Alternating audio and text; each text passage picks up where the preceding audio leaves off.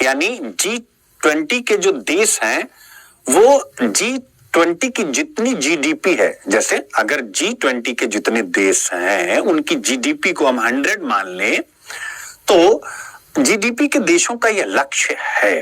मतलब ऐसा एक एस्टिमेट लगाया जा रहा है कि वो जो स्टार्टअप्स लिए जा रहे हैं तो टोटल जीडीपी का 20 देशों की जीडीपी का जो 2% है वो स्टार्टअप्स में इन्वेस्ट किया जाएगा। ऐसा यानी G20 चाहता है कि स्टार्टअप इकोसिस्टम बहुत मजबूत हो। सिंपल सी बात है। अब आप कहेंगे सर ये टॉपिक क्यों पढ़ा रहे हैं? G20 चाहता है कि स्टार्टअप सिस्टम मजबूत हो और हिंदुस्तान के पास लीडरशिप है तो वो बिल्कुल चाहता है। अब आपके मन में आना चाहिए सर ये टॉपिक क्यों पढ़ा रहे हैं? पीछे भी 2023 में मैंने बार बार कहा कि G20 प्रेसिडेंट है हिंदुस्तान, बहुत बड़ी बात है हिंदुस्तान के लिए। प्री में भी क्वेश्चन आया और मेंस में भी 23 में 100% आ रहा है, एक या दो क्वेश्चन।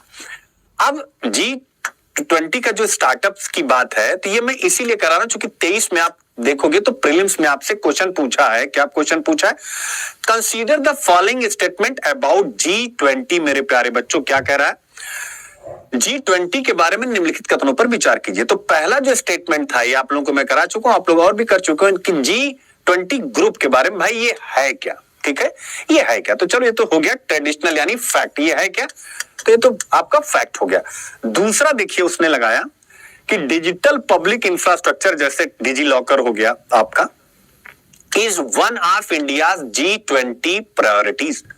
यानी जो डिजिटल सार्वजनिक बुनियादी ढांचा भारत की G20 प्राथमिकताओं में से। इसका मतलब कि G20 की प्रेसिडेंसी भारत के पास है और भारत चाहता है कि G20 के देश डिजिटल पब्लिक इंफ्रास्ट्रक्चर को लेकर के कोई एक प्लेटफॉर्म बनाए, कोई उसके लिए रूल्स रेगुलेशन बनाए जिससे कि संपूर्ण विश्व में डिजिटल जो लेन देन है वह एकदम से क्या हो, किसी भी प्रकार के साइबर अटैक या किसी भी प्रकार की समस्या से सील प्रूफ हो। अब उस टाइम पर भी मैंने डिजिटल पब्लिक इंफ्रास्ट्रक्चर पर बहुत से टॉपिक कराए और आप डिजिटल पब्लिक इंफ्रास्ट्रक्चर क्या है? जैसे यूपीआई, ये क्या है? Digital public infrastructure. ठीक है, तो यहां क्वेश्चन पूछा तो कल को G20 को स्टार्टअप के साथ भी तो जोड़ करके प्रश्न पूछ सकता है कि G20 के देशों का लक्ष्य जीडीपी के 2% को स्टार्टअप में इन्वेस्टमेंट करना है। पूछ सकता है कि नहीं पूछ सकता? पूछ लेगा तो हो जाएगा, नहीं पूछेगा तो छोड़ देते हैं, क्या दिक्कत है? लेकिन रोज तो हम कुछ न कुछ पढ़ ही रहे हैं तो पढ़ लेते हैं। ठीक है बच्चे, तो ये है यानी हमको क्या करना है, जैसे हमें यूपीएससी को घेरना है। ये हमेशा याद रखिए कि क्या करना है, एकदम से घेर लेना। वो हमें घेर लेता है लेकिन हमें क्या करना, उसको घेरना है।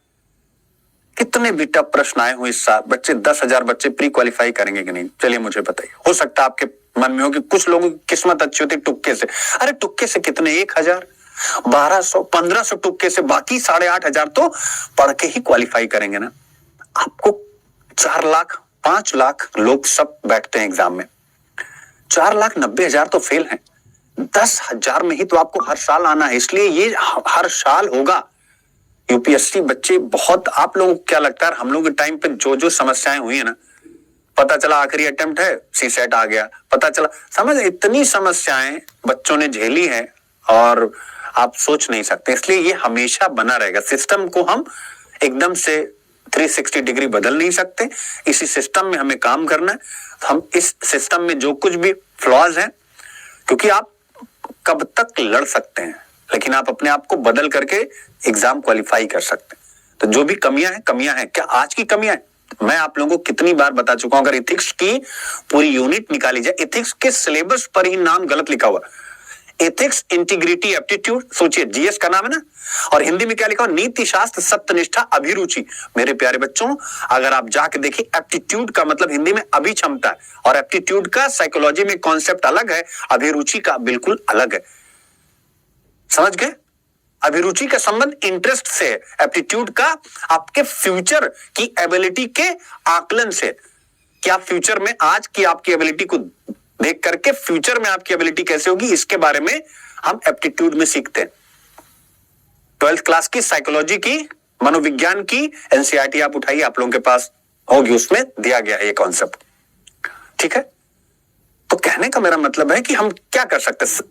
कितने वर्ड गलत है, लिखा हुआ है political and ethical attitude unit 2 में, एटीट्यूड वाली यूनिट में पॉलिटिकल एंड एथिकल एटीट्यूड कितना अच्छा है इंग्लिश में। और हिंदी में क्या लिखा हुआ? नैतिक एवं राजनीतिक अभिरुचि। लोग फिर से दिक्कत, यानी यहां पर भी अभिवृत्ति को अभिरुचि कह रहा है। सोचिए आप, एटीट्यूड को जिसकी हिंदी है अभिवृत्ति, उसको जो सिलेबस में गलती हुई है अभिरुचि, उसको यहां पर क्या करा? अभिरुचि। इंग्लिश में मोरल एंड पॉलिटिकल एटीट्यूड और यहां है नैतिक एवं राजनीतिक अभिरुचि। ऐसे ना जाने कितने शब्द पिछले 4 सालों से मैं लोगों के सामने रख रहा हूं, लेकिन वही है कि सनलाइन तेज ना होने की वजह से सूर्य रेखा जो हाथ में होती है तो प्रसिद्धि कम मिलती है। कल किसी बच्चे ने बड़ा अच्छा कमेंट किया था कि प्रसिद्धि कम होने से कंटेंट मेरा अच्छा, इसीलिए मैं आज खड़ा हुआ। अदरवाइज विश्वास करिए मैं अपने कंटेंट के दम पे ऑनलाइन की दुनिया में अपनी जगह बना पाया। बाकी वायरल तो क्या होता है कुछ पता ही नहीं। और जबकि पिछले 4 सालों से यूपीएससी के सिलेबस, उसके क्वेश्चन में इतनी गलतियां निकाल चुका हूं, लेकिन एक भी चीज कभी वायरल नहीं हुई। ना जाने क्या क्या वायरल हो जाता है। तो कल किसी बच्चे ने एक बड़ा अच्छा कमेंट लिखा था, वो मैं पढ़ना चाहूंगा, उसका मैंने स्क्रीनशॉट भी ले लिया है। बड़ा अच्छा कमेंट है, मैं आप लोगों के सामने रखना चाहता हूँ। बड़ा अच्छा लिखा बच्चे, थैंक यू सो मच। पता नहीं कैसे तुम्हारी और मेरी, तुम अपना परिचय लिखना यार तुम्हारे साथ मेरा, क्योंकि लग रहा है कि एक जेन्युइन कनेक्शन हो जाएगा। क्योंकि कैसे तुमने ये लिख दिया, मतलब कि तुमने कैसे पकड़ लिया यार। कल वाले वीडियो पे है, मैं मिल जाए, मतलब उसका समरी ये है। एक मिनट मैं देख के पढ़ के बताता हूँ, आप लोगों को अच्छा लगे। मिल जाओ भाई दोस्त, मिल जाओ भाई दोस्त। कल था 30 में, मिल जाए दोस्त, मिल जाए दोस्त। कल था नहीं, कल था 30, मिल जाओ। हाँ ठीक है, बड़ा बढ़िया कमेंट था, बस ऊपर ही मिल जाओ तो मुझे मजा आ जाएगा। हाँ, आपका आईडी है @user KP4DR5GU6W। आपने जो लिखा बच्चे एकदम बिल्कुल मेरे ऊपर फिट है। लिखा है कि Sunil sir is Robert Downey junior, यानी आयरन मैन का रोल जिन्होंने प्ले किया होगा, इनका ऐसा मतलब है।